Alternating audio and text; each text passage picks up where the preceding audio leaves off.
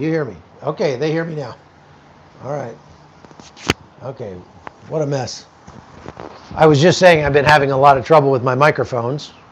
Uh, I've got two separate types, and neither of them are working right.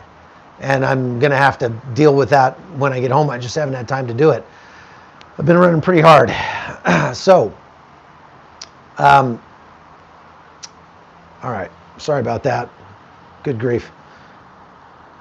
I wanted to talk to you about what's happening in Jordan because I'm here in Amman, the capital of Jordan, and there's been a lot of violent protests here, uh, just over that way, in downtown, north of where I am right now. They've been gathering. I mean, I'm talking about tens of thousands of people gathering in front of the Israeli consulate over here, and trying to get in and, you know, destroy the consulate without a doubt. But they've been held back by the police from Jordan here. The Jordanian government is doing a good job. I mean, they're trying real hard to keep a lid on this, but it's been difficult. It's been very difficult for the Jordanian police because, well, like I was saying the other day, there's literally millions of people who identify as Palestinians here in Jordan, and they are very upset about what's happening in Gaza and about this strike that just took place in Damascus, Syria, and et cetera, et cetera.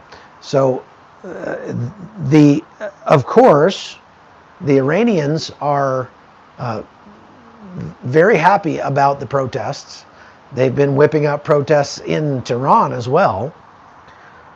The Iranians would like nothing more than to see the Israeli embassy here get burned and to see these Palestinians charge the border fence and cross over into Israel and create another front in this war. That was the point all along. That's what the Israelis were trying to do. I'm sorry, the Iranians were trying to do from the beginning, was to create the conditions for an absolute wildfire of violence against Israel, not just from Gaza, but from everywhere. I mean, everything from Yemen to Hezbollah in Lebanon to the Syrians to the Jordanians. They wanted everybody, like a repeat of the 1967 conflict where all of Israel's enemies attacked them all at once. That, of course, failed, but Iran has not stopped trying. And so one of the reasons, like I talked about yesterday on the live, that they have these meetings and this presence in Syria is because the Iranians are trying very hard to push weapons to their proxies, Hezbollah and Palestinian Islamic Jihad, the Iranian-backed militias in Syria and Iraq, and to people in the West Bank. If they can do that, if they can, give them enough weapons so that they feel like they can all hit together, and what you're seeing here is, number one, a very desperate Hamas. Hamas is on the ropes, and they desperately need another front to open up to distract and dilute the IDF from what they're working on in Gaza.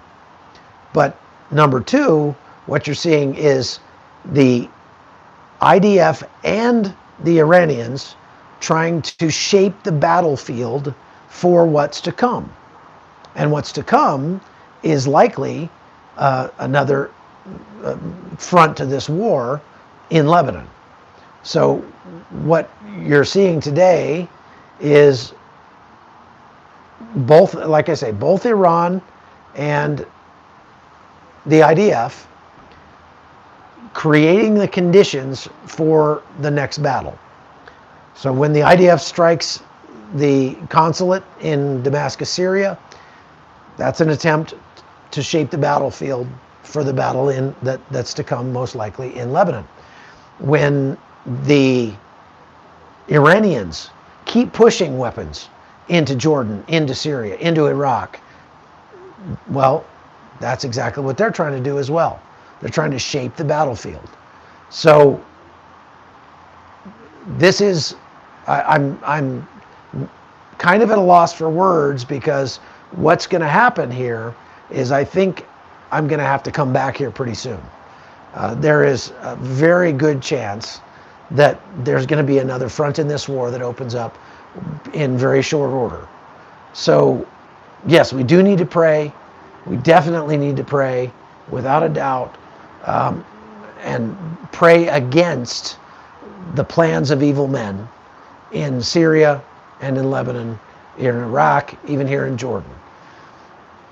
Pray that the Jordanian government can keep a lid on the Palestinians that are angry here. You know, driving around today in Jordan, I was struck by how many vehicles.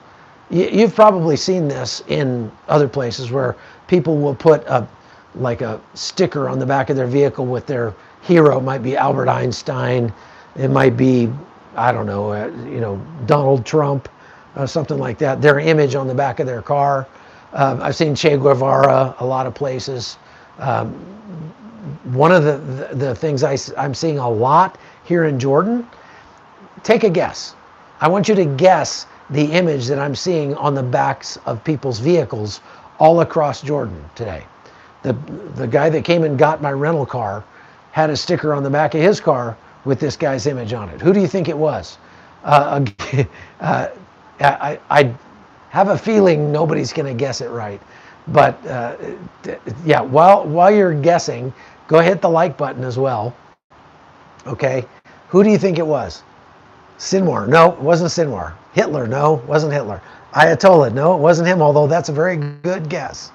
Hamas? No. Let's see, Bibi? Yeah, right. Jesus? No. Arafat? No. Barack? No. It was Saddam Hussein. Saddam Hussein's image is all over Jordan. Apparently Saddam Hussein is a real hero to the Palestinians here. Very interesting to me. I would have imagined that they would have, Arafat, or they would have, like you say, the Ayatollah, or even the King of Jordan on there. But no, it was Saddam Hussein. Pretty interesting. Is that our phone ringing? So anyway, let's just do a quick overview. We've seen an attack out of Syria on a naval base, Israeli naval base down in near Eilat, that happened a couple days ago. It